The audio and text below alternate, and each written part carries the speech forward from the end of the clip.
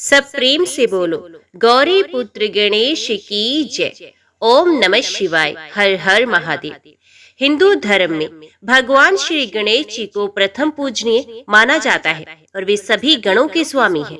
गणेश भगवान की पूजा करने से न केवल सुख समृद्धि बल्कि ज्ञान की भी प्राप्ति होती है।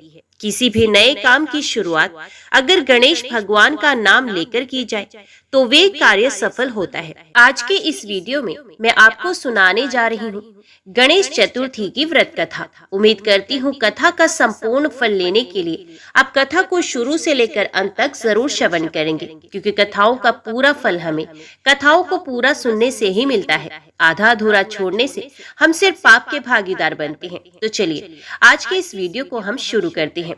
ओम गण गणपते नमः। आज आप सुनेंगे श्री गणेश जी के प्रमुख 8 अवतारों की कथा। मुद्गल पुराण में कहा गया है कि विघ्न विनाशन गणेश के अनंत अवतार हैं।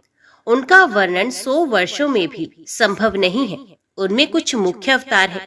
उन मुख्य अवतारों में भी ब्रह्मधारक 8 मुख्य अवतार हैं। उनके नाम इस प्रकार है। वक्रतुंड अवतार देह ब्रह्म को धारण करने वाला है। वे मत्स्यासुर का संहारक तथा सिंह वाहन पर चलने वाला है। एक दंत अवतार देह ब्रह्म का धारक है। वे मदासुर का वध करने वाला है। उसका वाहन मूषक बताया गया है। महोदर नाम से विख्यात अवतार ज्ञान ब्रह्म का प्रकाशक है। उसे मोहासुर का विनाशक और मूषक वाहन बताया गया है। जो गजानन नामक अवतार है उसको सांख्य योगियों के लिए सिद्धिदायक जानना चाहिए। उसे लोभासुर का संहारक और मूषक वाहन कहा गया है। लंबोदर नामक अवतार क्रोधासुर का उन्मूलन करने वाला है। वे सत्व स्वरूप जो शक्ति ब्रह्म है उसका धारक कहलाता है। वे भी मूषक वाहन ही है। विकट नाम से प्रसिद्ध अवतार कामासुर का संहारक है। वे मयूर वाहन एवं सौर ब्रह्म का धारक माना गया है। विघ्न राज नामक जो अवतार है उसके वाहन शेषनाग बताए गए हैं। वे विष्णु ब्रह्म का वाचक, धारक तथा ममतासुर का विनाशक है। धूम्रवर्ण नामक अवतार अभिमानासुर का नाश करने वाला है। वे शिव ब्रह्म स्वरूप है। उसे भी मूषक वाहन ही कहा जाता है। उन 8 अवतारों की अत्यंत संक्षिप्त कथा इस प्रकार है। पहला अवतार वक्रतुंड। देवराज इंद्र के प्रमाद से महान असुर मत्सर का जन्म हुआ। उसने दैत्य गुरु शुक्राचार्य से शिव पंचाक्षरी मंत्र ओम नमः शिवाय की दीक्षा प्राप्त की। मत्सर ने इस मंत्र का जप करते हुए कठोर तप किया। उसके तप से संतुष्ट होकर भगवान शंकर ने अपनी सहधर्मणी पार्वती और गणों के साथ उसे दर्शन दिया। मुदित मन मत्सर ने शिवा और शिव की प्रेम पूर्ण स्तुति की। भगवान शंकर ने प्रसन्न होकर उसे वर प्रदान किया, तुम्हें किसी से भय नहीं रहेगा। प्रसन्नचित्त मत्सर घर लौटा तो शुक्राचार्य ने उसे दैत्यराज के पद पर अभिषिक्त किया। दैत्यों ने सामर्थ्यशाली मत्सर को विश्व विजय का परामर्श दिया। फिर क्या था? वर प्राप्त मत्स्यासुर ने अपनी विशाल वाहिनी के साथ पृथ्वी के नरेशों पर आक्रमण कर दिया। पृथ्वी के नरपति युद्ध भूमि में उस महान असुर के सम्मुख टिक न सके। कुछ पराजित हो गए और कुछ प्राण लेकर भागे। संपूर्ण पृथ्वी मत्स्यासुर के अधीन हो गई। तदंतर गर्भ में चूर असुर ने पाताल लोक पर आक्रमण किया। अमित शक्ति संपन्न असुर के द्वारा सर्वनाश होते श्री शेष ने विनय पूर्वक उसके शासन में रहकर नियमित रूप से कर देना स्वीकार कर लिया। पृथ्वी और पाताल को अपने अधिकार में ले लेने के अनंतर महासुर ने देवलोक पर चढ़ाई कर दी। वरुण, कुबेर और यम आदि देवता पराजित हो गए। फिर उसने अमरावती को घेर लिया। सुरेंद्र भी पराक्रमी असुर के सम्मुख टिक न सके। मत्स्यासुर स्वर्ग का अधिपति हुआ। असुरों से त्रस्त ब्रह्मा और विष्णु आदि देवता कैलाश पहुंचे। उन्होंने भगवान शंकर से दैत्यों के उपद्रव का वृत्तांत सुनाया। भगवान शंकर ने असुर की निंदा की।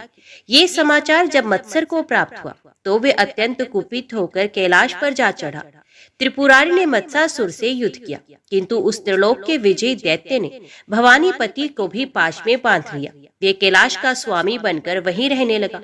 मत्स्यासुर ने कैलाश और वैकुंठ के शासन का भार अपने पुत्रों को देकर स्वयं वैभव संपन्न मत्स्रावास में रहने लगा। उस निष्ठुर असुर का शासन अत्यंत क्रूर था। अनीति और अत्याचार का तांडव होने लगा।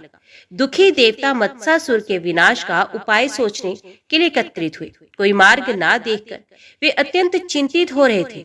उसी समय वहां भगवान दत्तात्रेय पहुंचे। उन्होंने देवताओं को वक्रतुंड के एकाक्षरी मंत्र गंग का उपदेश देकर उन्हें अनुष्ठान करने के लिए प्रेरित किया।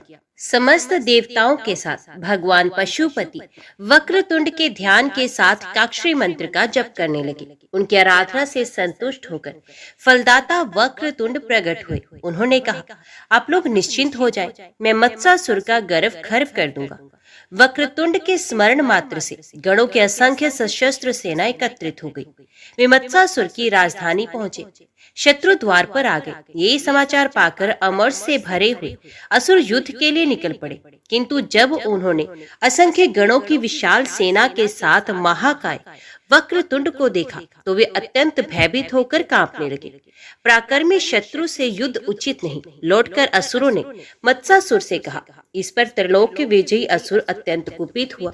वे स्वयं आक्रमणकारी शत्रु को मिटा देने के लिए समर भूमि में उपस्थित हुआ।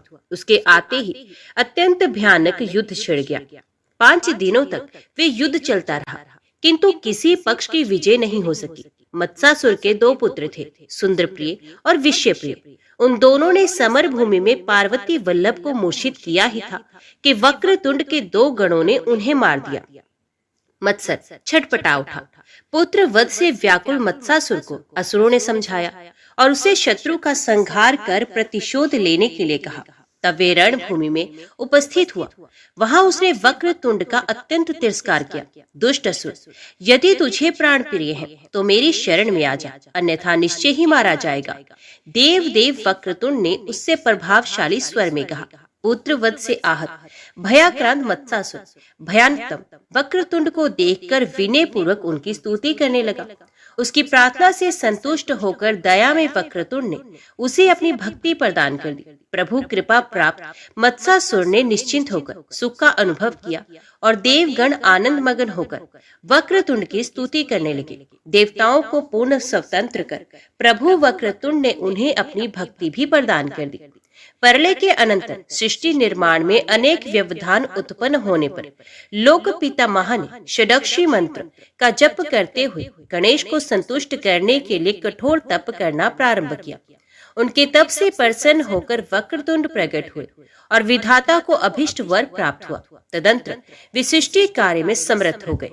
लोक पितामह के कंप से दंभ का जन्म हुआ। उसके सृष्टा को प्रसन्न करने के लिए बड़ी कठोर तपस्या की। पद्मयोनि ने संतुष्ट होकर उसे सर्वत्र निर्भयता का वर प्रदान किया। तब दंभ ने अपने लिए एक अत्यंत सुंदर नगर का निर्माण करवाया और वहीं रहने लगा। दैत्य गुरु शुक्राचार्य ने उसे दैत्य अधिपति के पद पर अभिषिक्त कर दिया। अजय दंभासुर के अत्यंत पराक्रमी सैनिक युद्ध में वीरों का सहज ही मान मर्दन किया करते थे। उन असुर वीरों के साथ दंभ ने संपूर्ण पृथ्वी को तो अपने अधीन किया ही, स्वर्ग वैकुंठ और कैलाश पर भी अधिकार कर लिया। निराश्रित देवगण अत्यंत चिंतित और दुखी होकर विधाता के समीप पहुंचे। उनकी स्तुति करने लगे। अत्यंत दुख से उन्होंने प्रार्थना की, हे प्रभु हमारी रक्षा कीजिए। समस्त देवताओं के साथ ब्रह्मा ने एकाक्षरी मंत्र से वक्रतुंड का यजन किया। वक्रतुंड प्रसन्न होकर देवताओं के सम्मुख प्रकट हुए। देवताओं ने उन करुणा मूर्ति वक्रतुंड का स्तवन करते हुए निवेदन किया, दारिद्र्य दुख हर प्रभु, दंभासुर के द्वारा हमें अतिशय कष्ट हो रहा है। आप कृपा पूर्वक हमें सुख शांति प्रदान करें। मैं दंभासुर को पराजित करूंगा। समस्त आपदाओं का हरण करने वाले परम प्रभु ने सुर समुदाय को आश्वस्त किया। भगवान वक्रतुंड ने सुरेंद्र को दूत के रूप में दंभासुर के पास भेजा। उन्होंने असुर से कहा, तुम प्रभु की आज्ञा स्वीकार कर लो और देवताओं को मुक्त कर उन्हें स्वाधीन रहने दो, अन्यथा परम प्रभु वक्रतुंड से युद्ध करने के लिए रणांगण में आ जाओ। विश्वास करो, युद्ध करने पर तुम्हारा सर्वनाश सुनिश्चित है। मैं तुम लोगों का अहंकार चूर्ण कर दूंगा। दंभ का उत्तर प्राप्त कर शचीपति वक्रतुंड के समीप पहुंचे। ये गणेश कौन है? सिद्धि बुद्धि उनकी कौन है तथा उसका स्वरूप कैसा है? मघवा के प्रयाण के बाद दंभ ने तुरंत शुक्राचार्य के पास जाकर पूछा। शुक्राचार्य ने उसे गणेश के यथार्थ स्वरूप का परिचय दिया। अमित महामय वक्रतुंड के अभूतपूर्व एवं अश्रुतपूर्व दिव्य स्वरूप को जानकर दंभासुर के मन में श्रद्धा उदित हुई।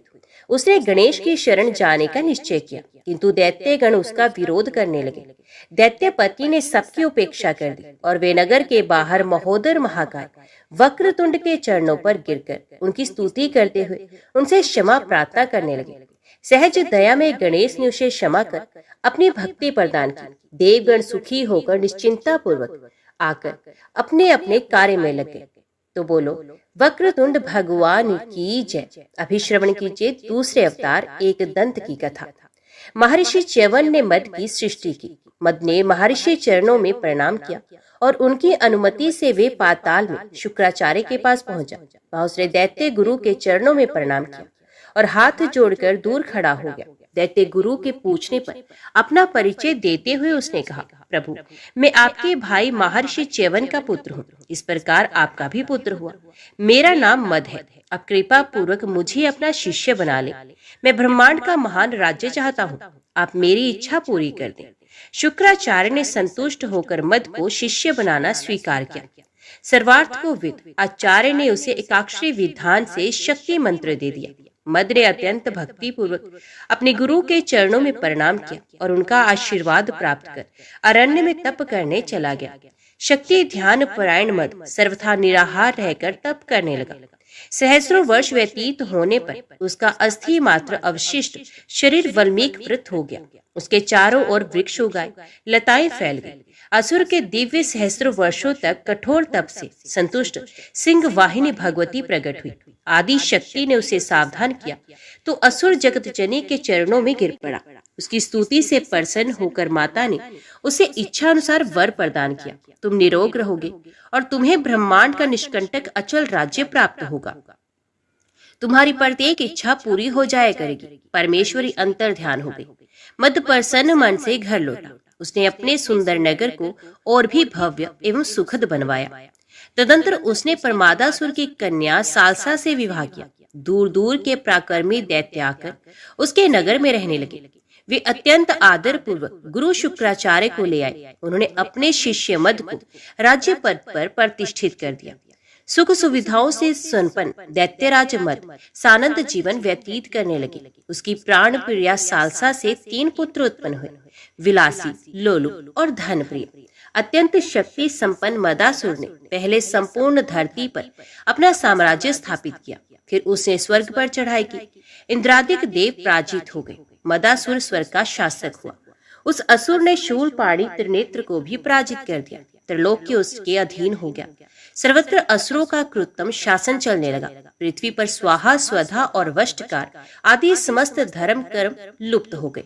देवताओं और मुनियों के दुख की सीमा न रही। सर्वत्र हाहाकार मच गया। चिंतित देवगण सनंत कुमार के समीप पहुंचे। उन्होंने अपनी व्यथा कथा सुनाते हुए असुर विनाश एवं धर्म स्थापना का उपाय पूछा। सनंत कुमार ने कहा, देवगण अब श्रद्धा भक्ति पूर्वक एकदंत की उपासना करें। वे संतुष्ट होकर अवतीर्ण होंगे और निश्चय ही आप लोगों का मनोरथ पूर्ण करेंगे। देवताओं के पूछने पर सनंत कुमार ने उन्हें एकाक्षरी मंत्र का उपदेश देकर एक दंत का ध्यान इस प्रकार बताया। गणेश जी के 1 दांत और 4 भुजाएं हैं। उनका मुख हाथी के समान है। वे लंबोदर हैं। उनके साथ सिद्धि और बुद्धि भी है। वे मूषक पर आरूढ़ हैं। उनकी नाभि में शेषनाग है। वे अपने हाथों में पाश परशु सुंदर कमल और अभय मुद्रा धारण करते हैं। उनका मुखारविंद प्रसन्नता से खिला हुआ है। ये भक्तों के लिए सदा वरदायक और अभक्तों के लिए विनाशक है। इसके अनंतर महर्षि ने एकदंत शब्द की व्याख्या करते हुए देवताओं से कहा, एक शब्द माया का सूचक माना गया है। वे माया देह स्वरूपा एवं विलासवती है। दंत शब्द सत्ता स्वरूप परमात्मा कहा गया है। इसमें संशय नहीं। ये गणेश माया के धारक हैं और स्वयं सत्ता मात्र से स्थित हैं। इसलिए वेदवादी विद्वान इन्हें एक दंत कहते हैं। महर्षि के उपदेश अनुसार देवगण एक दंत को संतुष्ट करने के लिए उनकी उपासना करने लगे। उन्हें तप करते हुए 100 वर्ष व्यतीत हुए। तब मूषक वाहन एकदंत प्रकट हुए, प्रभु के दर्शन कर प्रसन्न हुए। देवताओं और ब्राह्मणों ने उनके चरणों में प्रणाम किया और फिर उनकी स्तुति की। इससे संतुष्ट होकर एकदंत ने देवताओं से कहा।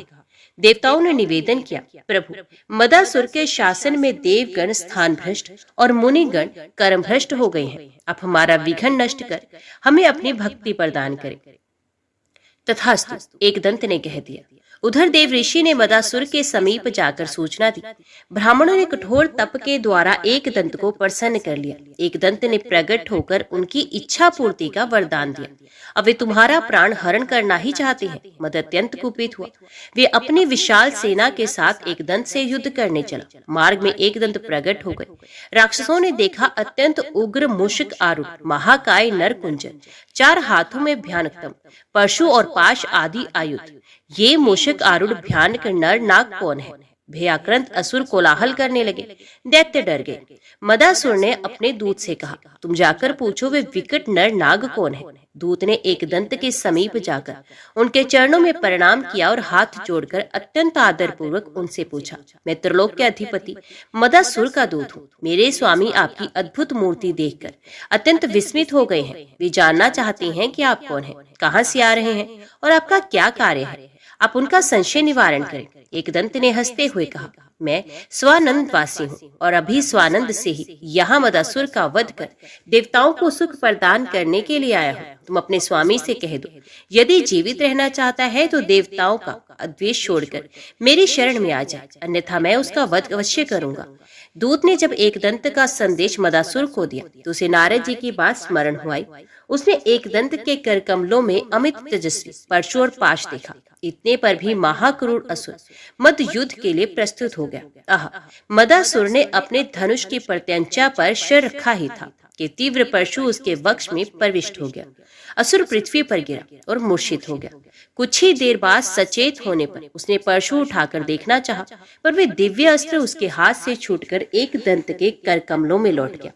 आश्चर्यचकित मदासुर ने कुछ देर विचार किया। उसने समझ लिया ये सर्वात्मा सर्वसमर्थ परमात्मा है। बस वे अपना आसुरी भाव छोड़कर दौड़कर प्रभु के चरणों में लेट गया और हाथ जोड़कर स्तुति करते हुए उसने कहा, प्रभु, आज मुझे आपका दुर्लभ दर्शन प्राप्त हो गया। ये मेरा परम सौभाग्य है। मैं आपकी शरण में हूँ। आप मुझे क्षमा कर अपनी दृढ़ भक्ति प्रदान करें। जहाँ देवी संपदा से पूर्ण मेरी पूजा आराधना हो वहाँ तुम मत जाना। कहते हुए प्रसन्न एकदंत ने उससे कहा, इसके विपरीत आसुरी भाव के कर्मों का फल तुम भक्षण करते रहना। एकदंत से वर प्राप्त कर मदासुर पाताल में चला गया और प्रसन्न देवगण मूषक वाहन की स्तुति कर अपने अपने स्थान को चले गए। एक बार विष्णु ने एकदंत की उपासना की। एकदंत ने प्रसन्न होकर उन्हें मणि रत्न चिंतामणि दे दी। वे चिंतामणि शचीपति ने विष्णु के अवतार कर्दम पुत्र महामुनि कपिल को दी। प्रसिद्ध गणासुर ने ब्लात उक्त मणि महर्षि कपिल से छीन ली।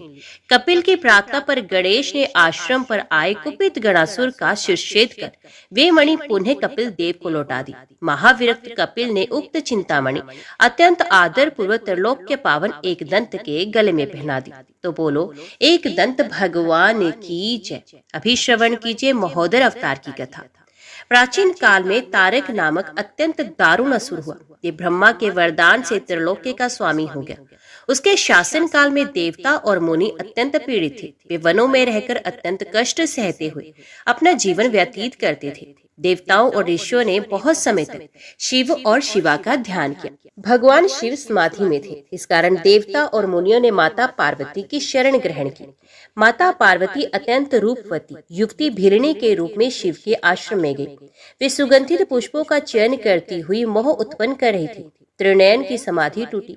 उन्होंने आकृष्ट करने वाली लावण्यवती को ध्यानपूर्वक देखा ही था कि भिलनी अदृश्य हो गई। तब शिव के द्वारा अत्यंत उग्र महान पुरुष मोह उत्पन्न हुआ।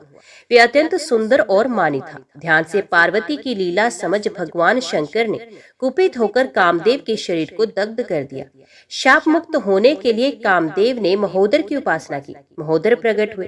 कामदेव उनके चरणों में प्रणाम कर गदगद कंठ से उनकी स्तुति करने लगे। प्रसन्न महोदर बोले, मैं शिव के शाप को तो अन्यथा नहीं कर सकता, किंतु तुम्हारे रहने के लिए तुम्हें अन्य देह दे रहा हूँ।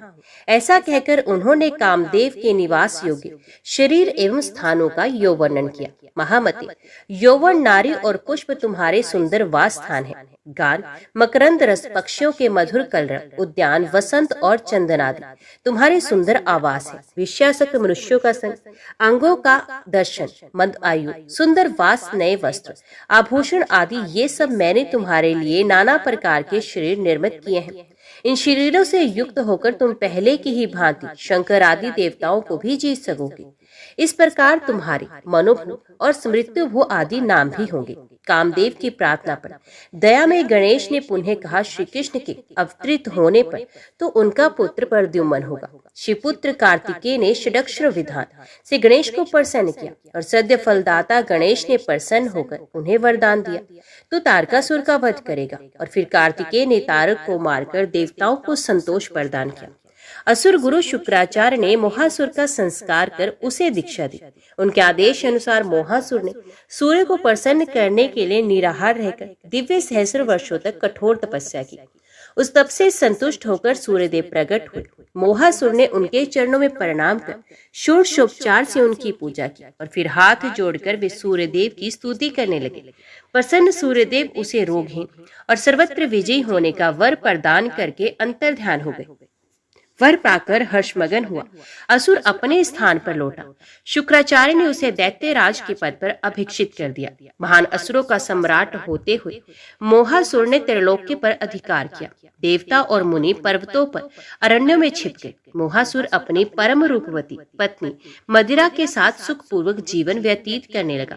कर्म मार्ग, धर्म आचरण और वर्णाश्रम धर्म आदि सब नष्ट हो गए। दुखी देवगण ऋषि समुदाय को भगवान सूर्य ने एकाक्षर विधान से गणेश को संतुष्ट करने की प्रेरणा दी।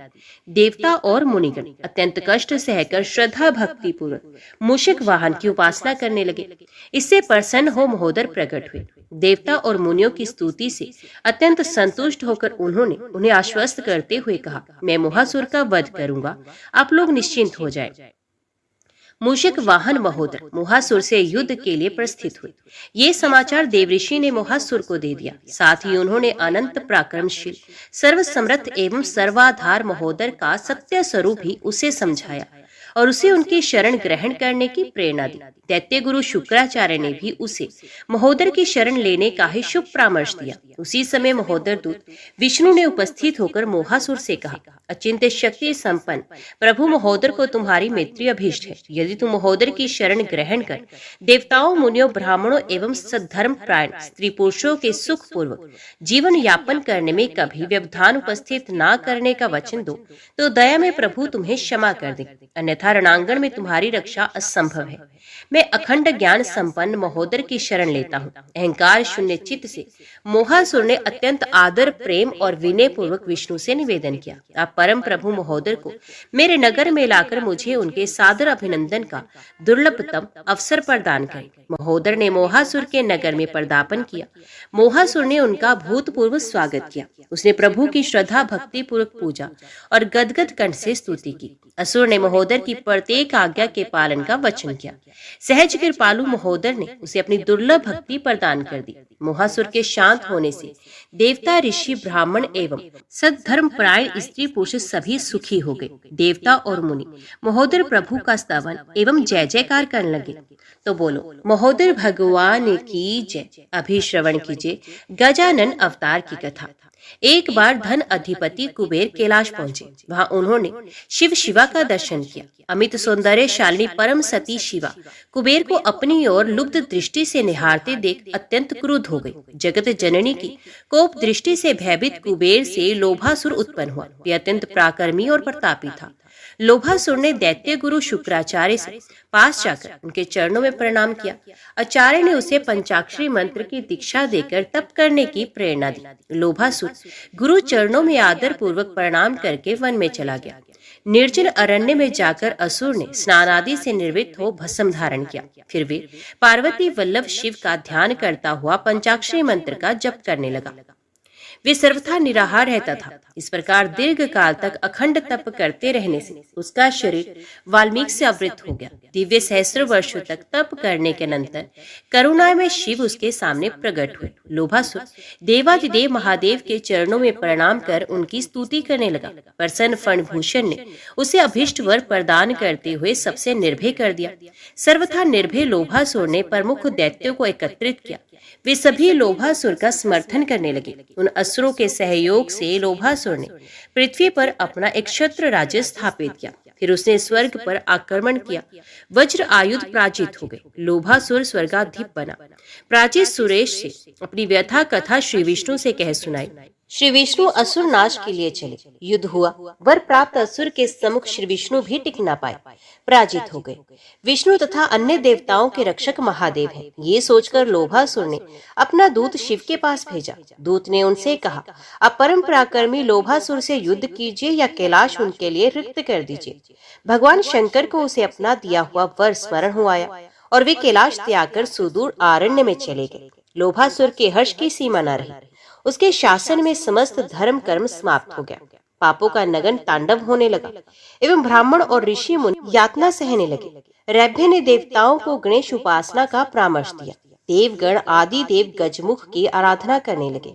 इससे संतुष्ट होकर मूषक आरूढ़ गजानन प्रकट हुए। उन्होंने देवताओं को निश्चिंत करते हुए कहा, मैं लोभासुर को पराजित कर दूंगा। तदनंतर गजानन ने शिव को लोभासुर के समीप भेजा।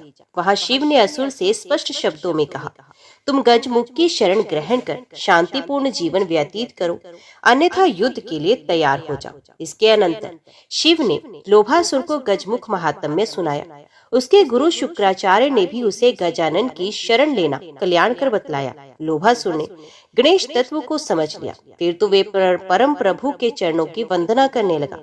शरणागत वत्सल गजानन ने उसे सांत्वना प्रदान की। देवता मुनि और ब्राह्मण आदि सभी सुखी हुए। सभी देव गजानन का गुणगान करने लगे। तो बोलो, गजानन भगवान की जय। अभी श्रवण कीजिए लंबोदर अवतार की कथा। श्री विष्णु के महामोहप्रद अनुपम रूप लावण्य संपन्न मोहिनी रूप को देखकर कामारी काम विवल हो गए थे। जब हंसते हुए श्री विष्णु ने मोहिनी रूप से त्याग कर पुरुष रूप धारण किया, तब शिव खिन्न हो गए, किंतु उनका शुक्र स्खलित हो गया। उससे एक परम शक्ति संपन्न असुर पैदा हुआ। उस परम प्रतापी असुर का वर्ण श्याम था। उसके नेत्र तांबे के समान चमक रहे थे। उक्त असुर ने शुक्राचार्य के समीप जाकर उनके चरणों में अत्यंत विनय पूर्वक प्रणाम किया। फिर विनीत स्वर में कहा, प्रभु आप मुझे शिष्य का पालन कीजिए। शुक्राचार्य कुछ देर के लिए ध्यान मगन हुए। फिर उन्होंने प्रसन्न होकर कहा, शिव के क्रोध के समय सहसा उनके शुक्र का स्खलन हो गया और उसी से तुम्हारी उत्पत्ति हुई। इस कारण तुम्हारा नाम क्रोधासुर होगा। शुक्राचार्य ने उक्त क्रोधासुर का संस्कार कर उसे प्रत्येक रीति से योग्य बनाया। फिर उन्होंने शंभर की अत्यंत लावण्यवती पुत्री प्रीति के साथ उसका विवाह किया। अत्यंत प्रसन्न होकर आचार्य चरणों में प्रणाम कर हाथ जोड़े असुर ने निवेदन किया, मैं आपकी आज्ञा प्राप्त कर ब्रह्मांड विजय करना चाहता हूँ, अतएव आप मुझे यश प्रदान करने वाला मंत्र देने की कृपा करें। दैत्यों के हित चिंतक शुक्राचार्य ने उसे सविधि सूर्य मंत्र प्रदान किया। क्रोधासुर ने गुरु के चरणों में प्रणाम किया और वे अरण्य में चला गया, जहां वे एक पैर पर खड़ा होकर उक्त सूर्य मंत्र का जप करने लगा। उसकी दृष्टि ऊपर उठी हुई थी। वे निराहार रहकर वर्षा, शीत और आतप का दुख सहता हुआ सूर्यदेव को प्रसन्न करने के लिए दारुण तप कर रहा था। असुर के दिव्य सहस्र वर्षों तक तप करने के अनंतर भगवान सूर्यदेव प्रसन्न होकर प्रकट हुए और बोले, वर मांगो। क्रोधासुर अत्यंत प्रसन्न हुआ। उसने तिमिरारी के चरणों में प्रणाम कर उनका भक्ति पूर्वक पूजन किया। फिर उसने विनय पूर्वक वर की याचना की, उत्पत्ति स्थिति संहार युक्त देव नायक, मेरी मृत्यु न हो, मैं संपूर्ण ब्रह्मांड पर विजय प्राप्त करूं। आप मुझे चराचर का राज्य प्रदान कीजिए, आरोग्य दीजिए, मैं अद्वितीय सिद्ध हो जाऊं। क्रोधासुर के वचन सुन अत्यंत विस्मित सूर्यदेव ने उसे वर दे दिया, तुम्हारा अभिष्ट सफल होगा। क्रोधासुर अत्यंत प्रसन्न होकर लौटा। उस सफल मनोरथ महाशस्वी को देखकर उसके सुहृद आनंदित हुए। उसने पहले गुरु के चरणों की वंदना की, फिर अपने घर गया। उसकी सहधर्मिणी प्रीति ने 2 पुत्र उत्पन्न किए, हर्ष और शोक। वे विविध प्रकार के शोक भोग भोगने लगा। क्रोधासुर ने परम नितज्ञ शुक्राचार्य को आदर पूर्वक बुलाकर उनकी पूजा की। शुक्राचार्य ने उसे अत्यंत सुंदर अवेशपुरी में दैत्य अधिपति के पद पर प्रतिष्ठित कर दिया। असुर अपने महादारुण प्रधानों के साथ शासन करने लगा। कुछ दिनों बाद उसने असुरों के सम्मुख अपनी ब्रह्मांड विजय की इच्छा व्यक्त की। असुर बड़े प्रसन्न हुए। विजय यात्रा प्रारंभ हुई। उसने सहज ही पृथ्वी पर अधिकार कर लिया। फिर वे अमरावती पर गया। उसके डर से देवगण भागे। इसे स्वर्ग असुर के अधीन हो गया। इसी प्रकार वैकुंठ और कैलाश पर भी उस महादैत्य का राज्य स्थापित हो गया। अंततः क्रोधासुर ने अपना दूत भगवान सूर्यदेव के पास भेजा। सूर्यदेव वर प्रदान कर चुके थे। अतएव दुखी हृदय से उन्होंने सूर्यलोक त्याग दिया। वहां क्रोधासुर का शासन होने लगा। अत्यंत दुखी देवताओं और ऋषियों ने गणेश की आराधना की। इससे संतुष्ट होकर लंबोदर प्रकट हुए। उन्होंने कहा, देवताओं और ऋषियों, मैं क्रोधासुर का अहंकार चूर्ण कर उसे नष्ट करूंगा। आप लोग निश्चिंत हो जाएं। आकाशवाणी से ये संवाद क्रोधासुर ने भी सुना। ये भयाक्रांत मूर्छित हो गया। चेतना लौटने पर उसके वीर सैनिकों ने उसे समझाया, संपूर्ण ब्रह्मांड हमारे अधीन है, आप आज्ञा प्रदान करें। हम किसी भी शत्रु का नाश करने में समर्थ और प्रति क्षण प्रस्तुत है। अपने वीर सैनिकों के वचन सुन क्रोधासुर अत्यंत प्रसन्न हुआ। वे अपनी अजय सेना के साथ सम्रांगण में पहुंचा। वहां उसने मूषिक आरूढ़ गजमुख त्रिनयन लंबोदर को देखा। उनकी नाभि में शेष लिपटे हुए थे। लंबोदर के इस विचित्र स्वरूप को देखकर क्रोधासुर अत्यंत कुपित हुआ। भीषण संग्राम होने लगा। लंबोदर के साथ देवगण भी असुरों का सर्वनाश करने लगे। क्रोधासुर के बलि रावण, जम्भ, माल्यावान, कुंभकर्ण और राहु आदि महाबलवान योद्धा अत्यंत आहत होकर पृथ्वी पर गिर पड़े। वे मृत प्राय हो गए। क्रोधासुर दुख से अत्यंत व्याकुल हो गया। उसने लंबोदर को सम्मुख देखकर कहा, मूर्ख लंबोदर, तू ब्रह्मांड विजय शूर के सम्मुख युद्ध करना चाहता है। तेरी बुद्धि मारी गई है। तू शीघ्र ही मेरी शरण में आ जा, अन्यथा मैं तेरा लंबा उदर एक ही शर से फोड़ दूंगा। भगवान लंबोदर ने उत्तर दिया, अरे दैत्य, तू व्यर्थ क्यों बकता है? मैं तू जैसे खल का वध करने के लिए आया हूँ। तूने सूर्य के वर के प्रभाव से बड़ा धर्म किया, पर तेरे अत्यंत पाप से वे सारे शुभ कर्म निष्फल हो गए। अब मैं तेरा और तेरे अधर्मों का नाश कर धर्म की स्थापना करूंगा। मैं मन वाणी से परे आनंद स्वरूप और संपूर्ण भूतों में वास करता, फिर तू मुझ पर कैसे विजय प्राप्त कर सकता है? असुर ने तुरंत पूछा, ब्रह्म का जन्म नहीं होता, मन वाणी से अगोचर मैं देख कैसे रहा हूँ? लंबोदर बोले, मेरे वामांग में ये जो सिद्धि है वे भ्रांति स्वरूप है। सब लोग सिद्धि के लिए भटकते हैं और भ्रम में पड़े हैं। दाएं भाग में स्वयं बुद्धि विराजमान है, जो भ्रांति को धारण करती है। बुद्धि से विचार करके फिर उस विषय में मनुष्य भ्रांत होता है। स्वयं बुद्धि चित्त स्वरूप है और वे 5 प्रकार की बताई गई है। सिद्धि पंच भ्रांतिमय है और मैं इन दोनों बुद्धि और सिद्धि का पति हूँ। नाना प्रकार का विश्व और भ्रम सदा मेरे उदर में स्थित है, इसलिए मैं लंबोदर कहा गया हूँ। सारा जगत मेरे उदर से उत्पन्न हुआ, मुझसे ही पालित है और अंत में सबको अपने उदरस्थ करके मैं निरंतर क्रीड़ा करता रहता हूँ। अतएव यदि तुम जीवित रहना चाहते हो तो मेरी शरण में आ जाओ। शुक्राचार्य मुझे जानते हैं, तुम तो समझाने पर भी मेरे तत्व को नहीं समझ सकते। ना तो मैं दैत्यों के वध का अभिलाषी हूँ, ना देवताओं का ही वध मुझे प्रिय है। अपने अपने धर्म में लगे हुए सब लोगों का मैं पालन करता हूँ, इसमें संशय नहीं। क्रोधासुर की शंकाओं का समाधान होते ही वे प्रभु के चरणों में गिर पड़ा। उसने भक्ति भाव से उनकी पूजा कर गद गद कंठ से स्तुति की। सहज कृपालु लंबोदर ने उसे क्षमा तो कर ही दिया, उसे अपनी भक्ति भी प्रदान की। क्रोधासुर ने परम प्रभु लंबोदर के चरण कमलों में पुनः प्रणाम कर उनकी पूजा की। फिर वे उनकी आज्ञा प्राप्त कर शांत जीवन व्यतीत करने के लिए पाताल को चला गया। प्रसन्न देवगण देव देव लंबोदर का स्तवन करने लगे। तो बोलो, लंबोदर भगवान की जय। अभी श्रवण कीजिए विकट अवतार की कथा। विष्णु जब जलंधर पत्नी वृंदा के समीप पहुंचे, उसमें उनके शुक्र से अत्यंत तेजस्वी कामासुर की उत्पत्ति हुई। उसने दैत्य गुरु शुक्राचार्य के यहाँ जाकर उनके चरणों में श्रद्धा पूर्वक प्रणाम किया। दैत्य शुभकांक्षी शुक्राचार्य ने उसे शिव पंचाक्षरी मंत्र की दीक्षा दी। असुर ने पुनः अपने गुरु के चरणों में प्रणाम किया और फिर तप के लिए वन में चला गया। वहां उसने देवाधिदेव महादेव को संतुष्ट करने के लिए अन्न जल और फल आदि का सर्वथा परित्याग कर उक्त महिमामय पंचाक्षरी मंत्र का जप करते हुए तपस्या की। अत्यंत धीर कामासुर ने अनेक कष्ट सहते हुए दिव्य सहस्त्र वर्षों तक कठोरतम तप किया। उस तप से प्रसन्न आशुतोष ने प्रकट होकर उसे वर मांगने के लिए कहा। कामासुर प्रसन्न वंदन भक्त वत्सल प्रभु के दर्शन कर कृतार्थ हुआ। उसने कर्पूर गौर के चरणों में प्रणिपात कर वर याचना की, प्रभु आप मुझे अपने चरणों की भक्ति और ब्रह्मांड का राज्य प्रदान करें, मैं बलवान निर्भय और मृत्युंजय हो जाऊं। भगवान शिव ने कहा, यद्यपि तुमने अत्यंत दुर्लभ और देव दुखद वर की याचना की, तथापि तुम्हारे कठोर तप से संतुष्ट होकर मैं तुम्हारी कामना पूरी करता हूँ। शूलपाणी अंतर्ध्यान हो गई। प्रसन्न कामासुर ने अपने गुरु शुक्राचार्य के समीप जाकर उनके चरणों में प्रणाम किया और फिर उन्हें शिव दर्शन एवं उनके द्वारा वर प्राप्ति का वृत्तांत सुनाया। दैत्याचार्य ने संतुष्ट होकर उसका महिषासुर की रूपवती पुत्री तृष्णा के साथ विवाह किया। उक्त मंगल अवसर पर दूर दूर के सभी प्रसिद्ध दैत्यगण एकत्रित हुए। उसी समय शुक्राचार्य ने उसे दैत्यराज के पद पर प्रतिष्ठित किया। समस्त दैत्यों ने उसके अधीन रहना स्वीकार किया। कामासुर अत्यंत सुंदर रतित नामक नगर में अपनी राजधानी बनाई। उसके रावण, शंभर, महिष, बलि और दुर्मद ये 5 शूर प्रधान थे। कामासुर इन प्रचंड दैत्यों के साथ सुशोभित होने लगा। महाअसुर ने अपने प्रधान दैत्यों के साथ विचार विमर्श कर पृथ्वी पर आक्रमण किया। उसके तीक्ष्णतम अमोघ शरों से धरती के प्राणी व्याकुल होकर उसके वश में हो गए। फिर वे स्वर्ग पर दौड़ा। उसके शस्त्रों से सम्मुख देवता भी ना टिक सके, सभी उसके अधीन हो गए।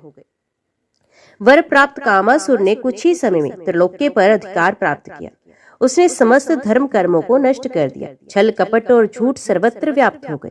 स्वाहा स्वधा और वष्टकार लुप्त हो गए। वर्णाश्रम धर्म मिटने सा लगा और देवता, मुनि एवं धर्मपरायण जन अतिशय कष्ट पाने लगे। विपत्ति से त्राण पाने के लिए समस्त देवता एकत्रित हुए। उसी समय वहां योगी राज मुद्गल ऋषि आए। देवताओं ने अर्घ्य पादम आदि से उनकी आदर पूर्वक पूजा की। भगवान शंकर ने पूछा, हमें स्थान भ्रष्ट करने वाले कामासुर के विनाश का मार्ग बताइए। मुनिवर मुद्गल ने कहा, आप लोग सिद्ध क्षेत्र मयूरेश में जाकर तप करें। वहां आप लोगों के तप से संतुष्ट होकर स्वयं भगवान गणेश प्रकट होंगे और आपके संकटों का निवारण करेंगे। शिवादि देवता पावनतम मयूरेश क्षेत्र में गए। वहां उन्होंने श्रद्धा एवं विधि पूर्वक गणेश जी की पूजा की। तदंतर वे एकाक्षरी विधान से गणेश जी की उपासना और गदगद कंठ तथा अश्रुपूरित नेत्रों से उनका स्तवन करने लगे। भक्तवत्सल मयूर वाहन गणेश ने प्रकट होकर कहा, देवताओं वर मांगो, मैं प्रसन्न हूँ। देवताओं ने निवेदन किया, प्रभु दैत्यराज कामासुर की क्रूरता से हम सभी देवता स्थान भ्रष्ट हैं और मुनि गण कर्म रहित हो गए हैं। आप हमारी रक्षा करें। मैं कामासुर का वध कर समस्त देवताओं और मुनियों को निरापद करूंगा। मयूरेश ने कहा। आकाशवाणी से ये घोषणा सुनकर कामासुर मूर्छित हो गया। कुछ देर बाद विचार विमर्श कर उसके वीर असुरों ने देवताओं और मुनियों पर आक्रमण कर दिया। देवता और मुनि परम प्रभु मयूरेश के पुकारने लगे। पाश अंकुशधारी मयूर वाहन महाविकट गजानन प्रकट हुए। उन्होंने भयानक गर्जना की। शिवादि देवता उनकी स्तुति करने लगे। मैं कामासुर को नष्ट करूंगा, मयूर वाहन ने कहा और देवी सैनिकों के साथ रहकर युद्ध करने के लिए प्रस्तुत हुए। अपने प्रबलतम सैनिकों के साथ कामासुर भी पहुंचा। संग्राम छिड़ा। देवताओं के प्रबल प्रहार से दैत्यगण व्याकुल हो गए। वे भय से यत्र तत्र भागने लगे। उस भीषण युद्ध में कामासुर के 2 प्रिय पुत्र शोषण एवं दुष्पुर मारे गए। तब अत्यंत क्रुद्ध होकर कामासुर सम्मुख आया। उसने प्रभु से कहा, मूर्ख, मैंने त्रिलोक्य को वश में कर लिया है। तेरे वीर देवगण मूर्छित पड़े हैं। यदि तू प्राण रक्षा चाहता है तो यहाँ से चला जा। हंसते हुए मयूर वाहन विकट ने उत्तर दिया, असुर, तूने शिव वर के प्रभाव से बड़ा अधर्म किया है। मैं सृष्टि स्थिति संहार करता एवं जन्म मृत्यु रहित हूँ। तू मुझे किस प्रकार मार सकता है? अपने गुरु शुक्राचार्य के उपदेश का स्मरण करके मेरे स्वरूप को समझ। यदि तू जीवित रहना चाहता है तो मेरी शरण में आ जा, अन्यथा तेरा संपूर्ण गर्भ खर होकर रहेगा और तू निश्चय ही मारा जाएगा। मयूर वाहन की वाणी सुनते ही कामासुर अत्यंत कुपित हुआ। उसने अपनी भयानक गदा मयूर वाहन पर फेंकी, किंतु वे गदा प्रभु पर विकट का स्पर्श न कर सकी और पृथ्वी पर गिर गई। ये देख दैत्यसुर कामासुर सहसा मूर्छित होकर गिर गया। कुछ देर बाद सचेत होने पर उसने अपने अंग प्रत्यंग में भयानक पीड़ा और अकल्पित शक्ति का अनुभव किया। कामासुर ने अत्यंत आश्चर्य से अपने मन में सोचा, इस अद्भुत देव ने शस्त्र के बिना ही मेरी ऐसी दुर्दशा कर दी, और जब शस्त्र का स्पर्श करेगा तब क्या होगा? युद्ध में तो ये निश्चय ही मुझे मार डालेगा। ये सोच उसने प्रभु विकट से उनके संबंध में अनेक प्रश्न किए और उनका समाधान होते ही वे दया में मयूर वाहन विकट की शरण में गया। मूषक ध्वज ने उसे अपनी भक्ति प्रदान की। कामासुर शांत जीवन व्यतीत करने के लिए प्रस्थित हुआ। देवता और मुनि प्रसन्न हो गए और सर्वत्र धर्म प्रधान आचरण होने लगे। तो बोलो विकट भगवान की जय। आज की वीडियो में इतना ही। उम्मीद करती हूँ वीडियो आपको पसंद आई होगी। वीडियो पसंद आई हो तो वीडियो को लाइक और चैनल को सब्सक्राइब जरूर कीजिएगा। जय श्री गणेश लिखकर कमेंट बॉक्स में अपनी हाजिरी और अपने सुझाव देना ना भूलेगा। तो मिलते हैं अगली कथा अगले अध्याय के साथ। तब तक के लिए देखते व सुनते रहिए। जय मां कंजक, जय माता दी।